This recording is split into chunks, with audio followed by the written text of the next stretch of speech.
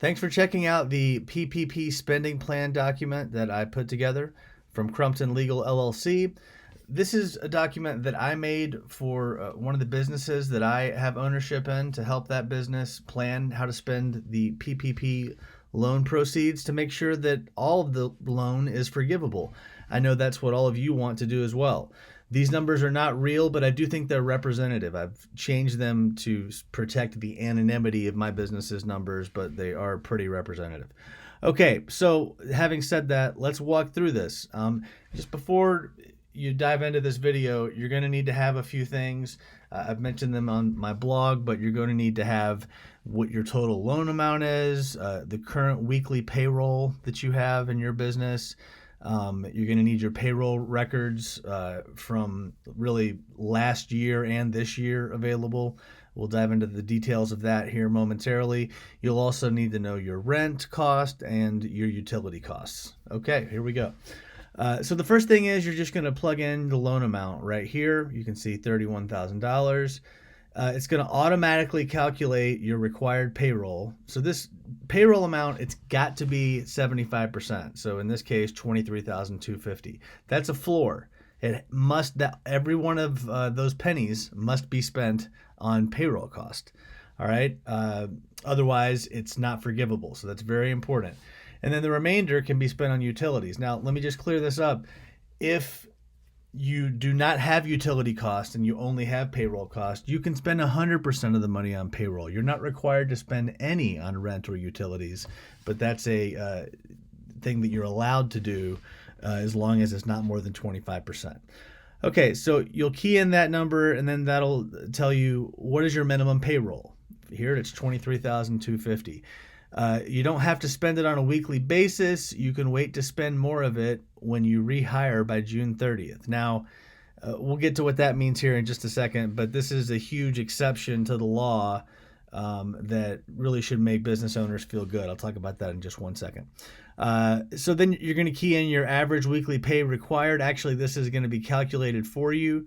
This number is going to be what your payroll number is, just divided by 8, right? So very simple, divided by 8 weeks, that's already calculated. So that's what you're going to need on a weekly basis. Here's what you currently have. You may have more, you may have less. I keyed in a number that's less. So then that tells me this is how much I need to spend each week to hit that weekly payroll number. What I want to clarify is this huge exception to the law, this rehire exemption. You don't have to do this for the whole period. So you can wait until, week 7, and only in week 7 do you bring the pay up to what this calculation says it needs to be. The key is you got to spend all of that payroll money too. So, if you're holding on to the money and here comes week 7 and you haven't spent the money, you're going to have to spend it all in week 7 and week 8. All right. So it has to all be spent, but you don't have to reach your staffing levels, your FTE levels immediately. You can wait until June 30th to do that, which is cutting it close if you wait that long. All right, so related topic, FTEs. We're going to go to the other page here in a second to calculate the FTEs. It's kind of complicated, but and I have a whole separate FTE calculator we're going to get to that's in this document. So FTE required, you're going to get this from the other page, all right? And with FTEs, your measurement period is either February 15th, 2019 through June 30th of 2019, or January 1st, 2020 through February 29th of 2020. And so from the employer's perspective, you want to choose whichever period you had less full-time equivalents in, because that's a lower standard to be held to. That's going to be easier for you to meet so that you don't risk owing any of that money. So let's go to the FTE calculator. It's down here at the bottom. All right, I clicked on it and it's just going to bring up the 2 different periods. Okay, so up top you've got the February 15, 2019 to June 30, 2019 period. Now, in most businesses, payroll is run every 2 weeks. So what I have done is I have separated these into payroll periods that we actually had. So, and I've input the actual payroll numbers from every payroll. So how do I get this information? Manually looking at payroll reports. This is the part of the exercise that's going to take you the longest. So You get your payroll reports for each week. So here's the period ending 2/24/19. This is my first payroll that ran after February 15th of 2019. It measures 2 weeks, 651 hours. I had 2 full-time employees. So let's talk about how do you determine if something's a full-time employee, someone's a full-time employee. They have not issued rules on this or any guidance, but looking at the IRS guidance, which is the only thing available, 30 hours per week is a full-time employee for the purpose of this law. That's what everyone should just assume in your calculations, that it's 30 hours. So here's how you find out if you have a full-time employee. You're going to look at the payroll report for a period, and you'll just look to see in a weekly period how many employees have more than 30 hours. So if it's a bi-weekly period, you're going to be looking at how many employees have more than 60 hours.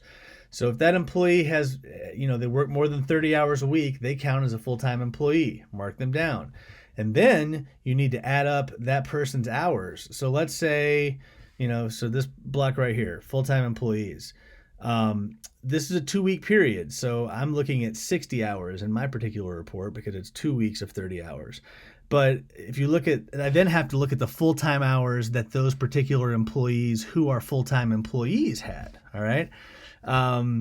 So that's 122, right? So that it really comes out to just slightly above 60 for this particular period, right? Because if they were both 60, it would just be 120.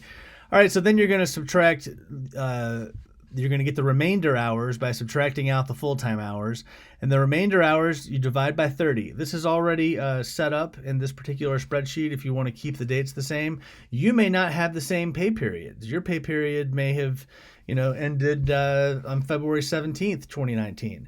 So you're going to have to change these numbers and change some things around. That may break some formulas. Again, this is just to give you an idea of how to calculate your FTEs and get all this information. Once you have your FTE equivalents, which is the remainder divided by 30, then you're going to add that to your actual full-time employees that work more than 30 hours in the period. And there you go. That's your FTE number. So to find out what you owe for the whole period, or not what you owe, but what standard you're going to be held to in terms of maintaining your FTEs, you have to average it out for the whole period. So for this period above here, it was 9.2775 full-time equivalents for each, for that entire period of February 15th to June 30th, 2019. And then running numbers, and again, these are made up numbers, but running numbers from January 2020 to February 2020, the overall FTE is 11.07. So I'm going to want to choose the lower number. So I'm going to go with 9. It's important to do this math because if your banker asks you to demonstrate, which period did you choose? Show me the work. They very well may do that. And if you can't answer them, then you're putting at risk the forgivability of your loan. Okay, so there's your FTEs section. Enjoy that. It's a whole thing. Have fun. Moving on. So back to this side. All right, so I'm going to key in the number the best FTE period that I've calculated from my FTE calculator on the other side, 9.27 here in this example.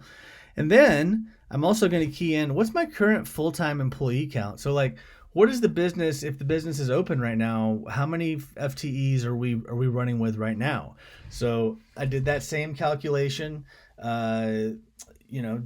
you can do that same calculation by looking at your most current payrolls. You're doing the same exercise.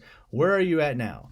And then it's going to automatically calculate for you how many more FTEs do you need to add by June 30th.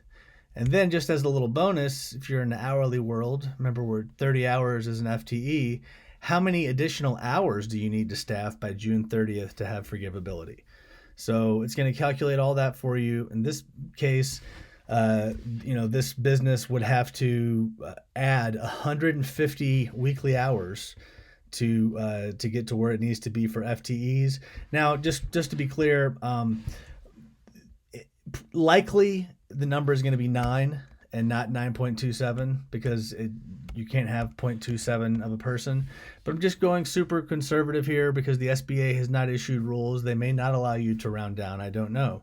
but that's one of the unanswered questions. Okay, moving on. So just zooming out again, here's your loan amount, 31,000. Okay, 31,000. Here's your planned spend. We've dealt with the payroll amount you're going to need just to make sure you spend all that money on payroll. We have dealt with your FTEs to make sure you're maintaining your employee level. So the next thing you need to do is key in 2 months of rent. Okay, so just key in what is your 2 months of rent right there. And then it's going to calculate for you, all right, how much do you have left over for utilities after you've dealt with your rent and your payroll? And that number is right here. And then it's going to calculate, okay, what about on a monthly basis? Because we pay utilities on a monthly basis. That'll help us understand, what can we spend it on. For this particular business, there's $275 available for utilities. So it looks like the internet and gas would be spent on utilities, and the rest of it would probably just go back to payroll, right? Because we don't want to risk spending too much on utilities or too much on utilities or rent. So that's the key. So we could spend $275. So really, if I wanted to be super safe, I would just delete this, and there you have it. Now I have $62 to reallocate per month to payroll. Okay, so it's a high level explanation, but this is how it works. You also are going to need to actually track it as you're going along. This is especially true for the payroll portion, because if you're like the employer in this situation and you've got to staff up 4 or 5 employees, that's probably not going to happen the first week, even if you're doing your best for that to happen, which means you're probably going to have some extra money that needs to get reallocated to payroll. So you just got to really watch it like a hawk and make sure that you're following the rules. If I can be helpful to anyone, please feel free to hit me up at matt@crumptonlegal.com. Thanks.